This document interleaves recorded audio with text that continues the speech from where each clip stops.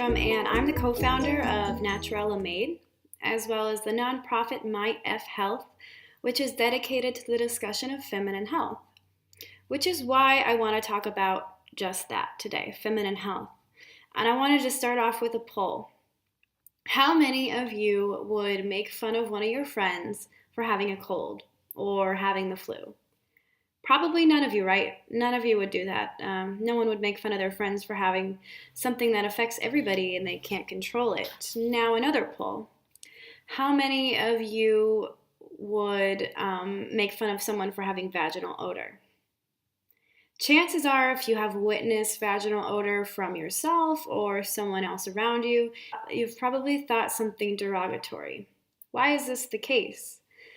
Is it because vaginal odor is usually associated with an STD or overall uncleanliness?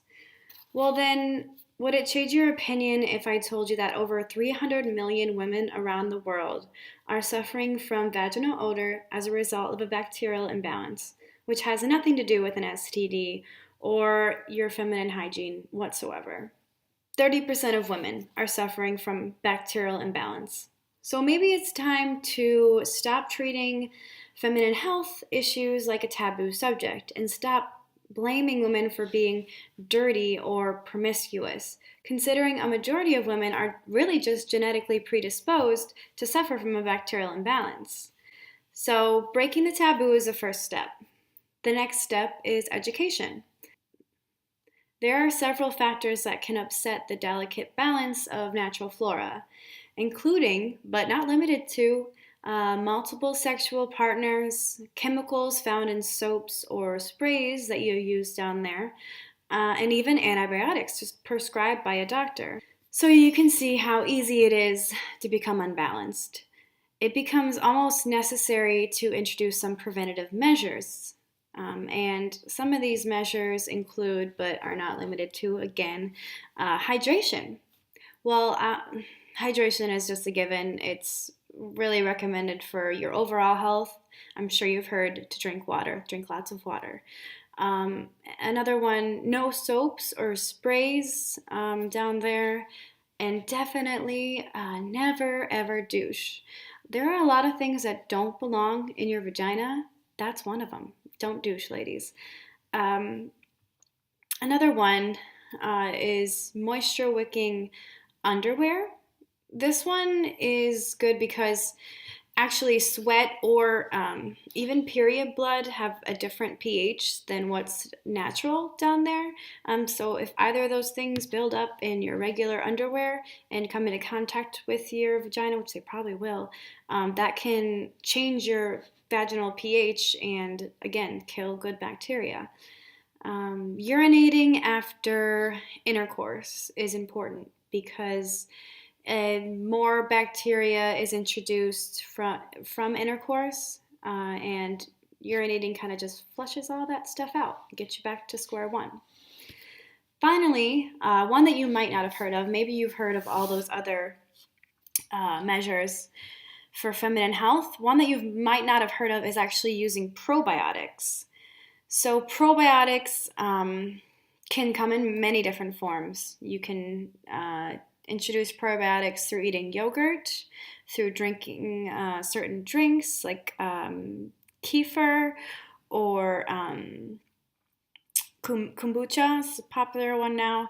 But what I've found is probably the best technique to introduce probiotics into your diet is by taking an oral supplement.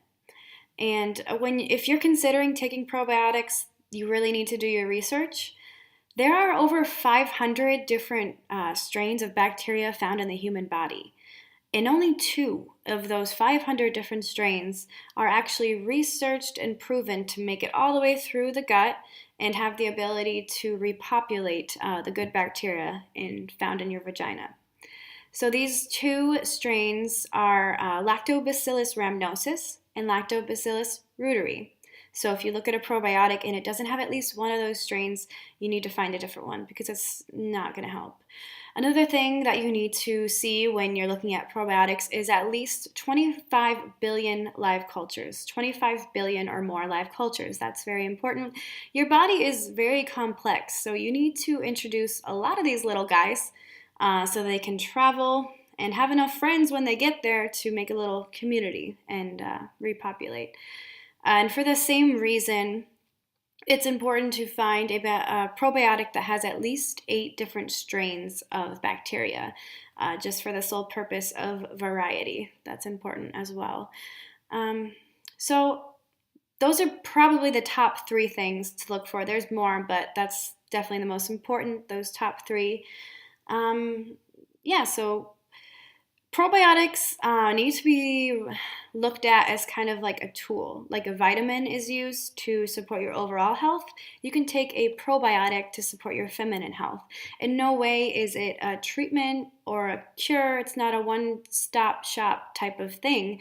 But if you pair a powerful probiotic supplement with a vamped up feminine health routine, you can really see a difference. So I hope that the takeaway from this video is that feminine health is a journey, and every woman's journey is going to be different, and mostly that you're not alone. If you're suffering from any type of feminine health issue, about half the population is women. As far as I know, they all have vaginas, and they all have the possibility of having issues. Like I said, 300 million women are suffering from issues from a bacterial imbalance, so you're not alone.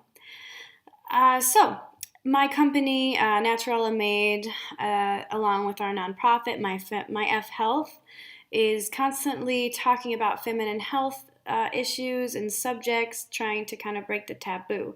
So if you're interested in learning more about your feminine health and ways you can support it, visit our website at naturellamade.com. Click on My F Health, and I hope you can find a good community there to discuss these topics further. Best of luck on your journey, ladies.